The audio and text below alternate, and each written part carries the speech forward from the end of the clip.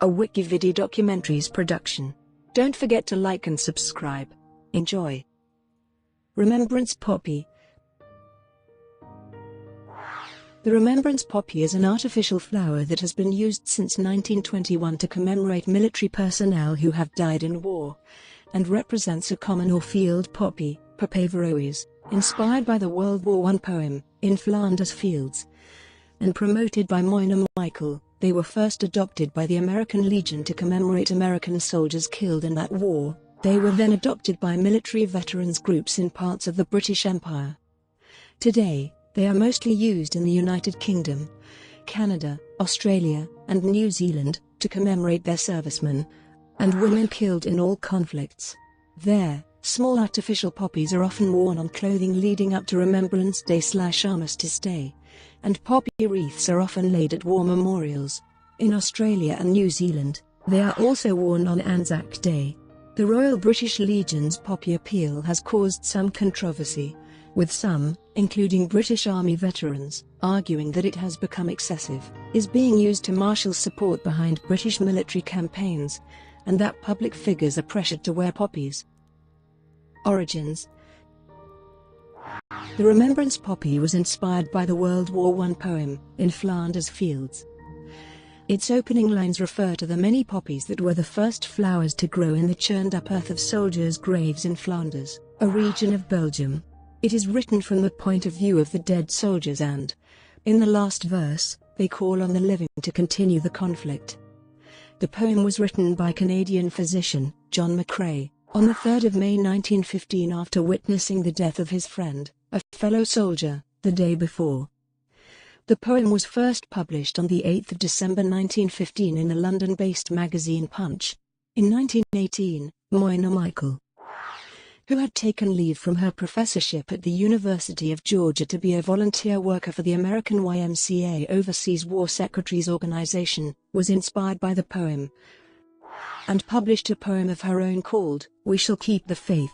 In tribute to McCrae's poem, she vowed to always wear a red poppy as a symbol of remembrance for those who fought and helped in the war. At a November 1918 YMCA Overseas War Secretaries Conference, she appeared with a silk poppy pinned to her coat and distributed 25 more to those attending. She then campaigned to have the poppy adopted as a national symbol of remembrance. At a conference in 1920, the National American Legion adopted it as their official symbol of remembrance. At this conference, French woman Anna Higueron was inspired to introduce the artificial poppies commonly used today. In 1921 she sent her poppy sellers to London, where the symbol was adopted by Field Marshal Douglas Haig, a founder of the Royal British Legion. It was also adopted by veterans groups in Canada, Australia, and New Zealand. James Fox notes that all of the countries who adopted the Remembrance poppy were the victors of World War I. Usage. Today, Remembrance poppies are mostly used in the United Kingdom, Canada, Australia and New Zealand, countries which were formerly part of the British Empire, to commemorate their servicemen and women killed in all conflicts. They are used to a lesser extent in the United States. Australia. In Australia, Remembrance poppies have been used since 1921 to commemorate Australian soldiers who died in war. On Remembrance Day and Anzac Day they are laid at war memorials, and are sold by the Returned and Services League of Australia in return for donations. Canada. In Canada, the poppy is the official symbol of remembrance worn during the 2 weeks before the 11th of November, having been adopted in 1921. The Royal Canadian Legion, which has trademarked the image, suggests that poppies be worn on the left lapel, or as near the heart as possible. Until 1996, poppies were made by disabled veterans in Canada, but they have since been made by a private contractor. The Canadian poppies consist of 2 pieces of molded plastic covered with flocking with a pin to fasten them to clothing. At first the poppies were made with a black center. From 1980 to 2002, the centers were changed to green. Current designs are black only. This change caused confusion and controversy to those unfamiliar with the original design. In 2007, sticker versions of the poppy were made for children, the elderly, and healthcare and food industry workers. Canada also issues a cast metal, Canada Remembers, pin featuring a gold maple leaf and 2 poppies, one representing the fallen and the other representing those who remained on the home front. Following the installation of the Tomb of the Unknown Soldier at the National War Memorial in Ottawa in 2000, where the National Remembrance Service is held, a new tradition formed spontaneously as attendees laid their poppies on the tomb at the end of the service. This tradition, while not part of the official program, has become widely practiced elsewhere in the country, with others leaving cut flowers, photographs, or letters to the dead.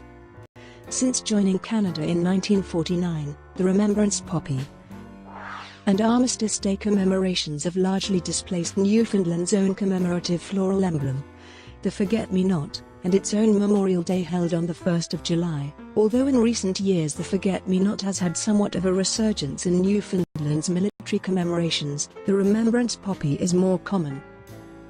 New Zealand. In New Zealand, Remembrance poppies are most often worn on Anzac Day to commemorate New Zealand soldiers who died in war.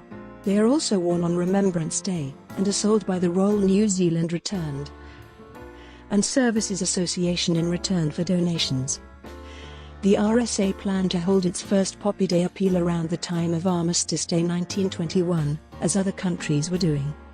The ship carrying the poppies from France arrived in New Zealand too late, and so the association waited until Anzac Day 1922.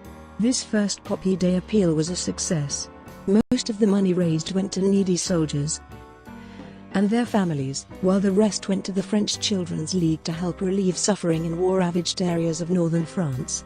The popularity of Poppy Day grew, and there were record collections during the Second World War. By 1945, 750,000 poppies were being distributed nationwide, which equated to half the population. United Kingdom. In the United Kingdom, Remembrance poppies are sold by the Royal British Legion. This is a charity providing financial, social, political and emotional support to those who have served, or who are currently serving in the British Armed Forces, and their dependents. They are sold on the streets by volunteers in the weeks before Remembrance Day. The Remembrance poppy is the trademark of the Royal British Legion.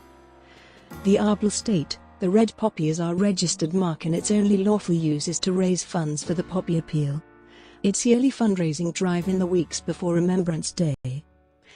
The Arbel says these poppies are worn to commemorate the sacrifices of our armed forces and to show support to those still serving today. Other poppy merchandise is sold throughout the year as part of the ongoing fundraising. In England, Wales, and Northern Ireland, the poppies typically have 2 red paper petals mounted on a green plastic stem with a single green paper leaf and a prominent black plastic central boss. The stem has an additional branch used to anchor the poppy via a pin in the lapel or buttonhole. In Scotland, the poppies are curled and have 4 petals with no leaf. The yearly selling of poppies is a major source of income for the Arbel in the UK. The poppy has no fixed price. It is sold for a donation or the price may be suggested by the seller. The black plastic center of the poppy was marked Hague Fund until 1994, but is now marked Poppy Appeal. A team of about 50 people, most of them disabled former British military personnel, work all year round to make millions of poppies at the Poppy Factory in Richmond. Scottish poppies are made in the Lady Hague's Poppy Factory in Edinburgh. For many years after World War I, poppies were worn only on Remembrance Day itself. Today the RBL's Poppy Appeal has a higher profile than any other charity appeal in the UK. The poppies are widespread from late October until mid-November every year and are worn by the general public, politicians, the royal family, and other public figures. It has become common to see large poppies on buses, tube trains and aeroplanes as well as on lampposts, billboards, public buildings and landmarks. Many newspapers and magazines show a poppy on their cover page, and some social network users add poppies to their avatars. Each year, an official Poppy Appeal single has been released. There are thousands of poppy sellers on the streets, and numerous fundraising events, such as concerts, fairs, marathons and competitions. There are also many other events to raise awareness. For example, in 2011, A Second World War plane dropped 6,000 poppies over the town of Yeovil in Somerset. In 2014, the dry moat of the Tower of London was covered with 888,246 ceramic poppies, one for each soldier of the British Empire killed in World War I. There has been growing controversy over the poppy appeal. Some, including British Army veterans, have argued that the poppy appeal has become excessive and garish, that it is being used to marshal support behind British military campaigns, and that poppy wearing has become compulsory for public figures. Channel 4 newsreader Jon Snow described it as poppy fascism. Columnist Dan O'Neill wrote that presenters and politicians seem to compete in a race to be first. Poppies start sprouting in mid-October, while the absence of a poppy is interpreted as absence of concern for the war dead, almost as an unpatriotic act of treachery. Likewise, Jonathan Bartley of the religious think tank Ecclesia said, public figures in Britain are urged, indeed in many cases, required, to wear the red poppy, almost as an article of faith. There is a political correctness about the red poppy. Journalist Robert Fisk complained that the poppy has become a seasonal fashion accessory, and that people were ostentatiously wearing a poppy for social or work-related reasons, to look patriotic when it suited them. Some far-right groups have used the poppy as a symbol of militant British nationalism, while some Muslims have begun to reject it as a symbol of Western imperialism. In 1997 and again in 2000, the Royal British Legion registered the poppy under intellectual property rights and trademark. Northern Ireland. The Royal British Legion also holds a yearly poppy appeal in Northern Ireland, and in 2009 raised more than £1 million. The wearing of poppies in Northern Ireland is controversial. It is seen by many as a political symbol and a symbol of Britishness, representing support for the British Army. The poppy has long been the preserve of the Unionist/Loyalist community. Loyalist paramilitaries have also used poppies to commemorate their own members who were killed in the Troubles. Most Irish nationalists/Republicans, and Irish Catholics, choose not to wear poppies. They regard the poppy appeal as supporting soldiers who killed Irish civilians and who colluded with illegal Loyalist paramilitaries during the Troubles. Irish nationalist groups, and victims groups, have urged the BBC to end its policy that all presenters must wear poppies. They argue that it breaches impartiality and point out that political symbols are banned in workplaces in Northern Ireland. They also say that the BBC, as a publicly funded body, should broadly reflect the whole community.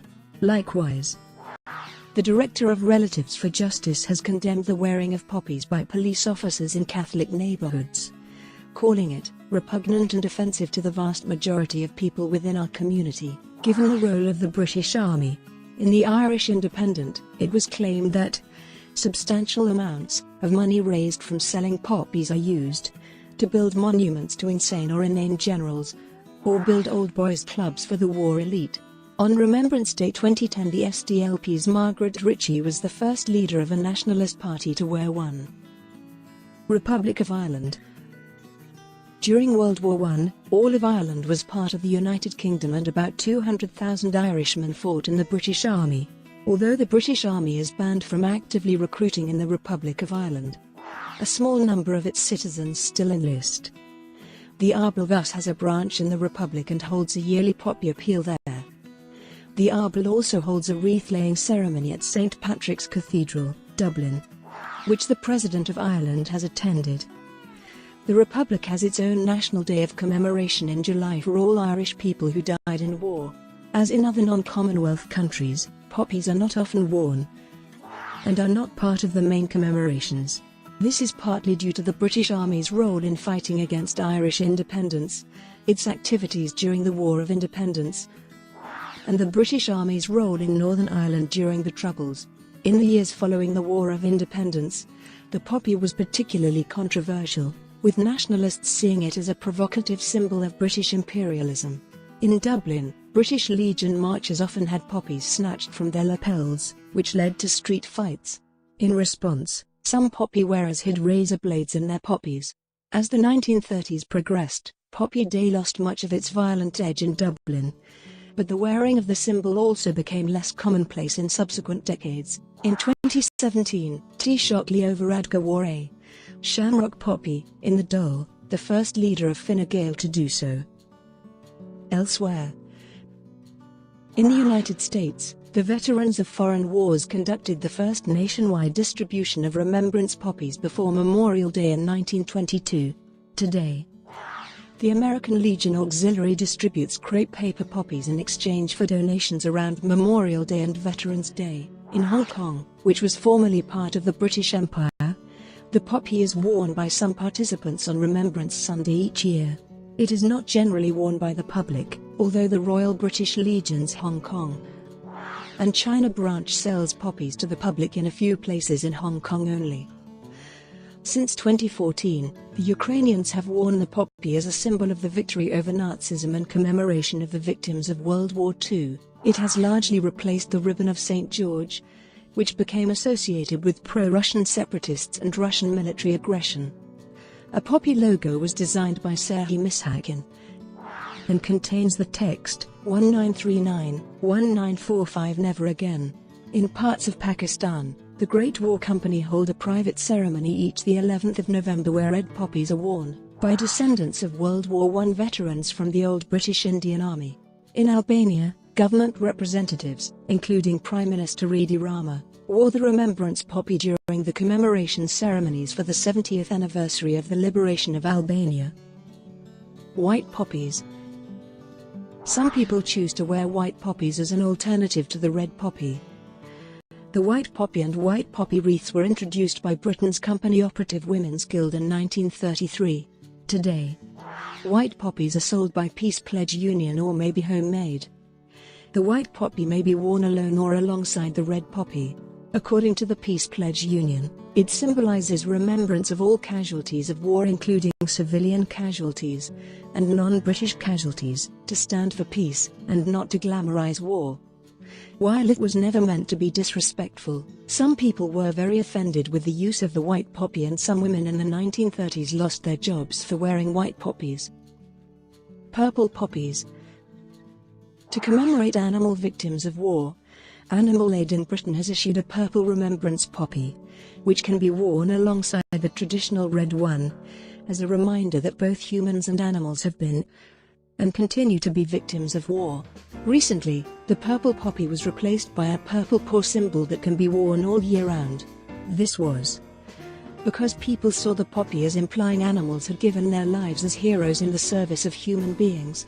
Animal Aid regards animals as having their lives taken by the abuse of humans in war, not given by the animals as could be the case with people who have the capacity to decide for themselves. On the 11th of April 2017, a UK-based animal charity Sasho Animal Foundation announced that it was to introduce its own blue poppy with a different design, stating, "We will be adhering to the stance that animals are victims of war and not heroes." Brought to you by WikiVidi Documentaries. Would you like to know more?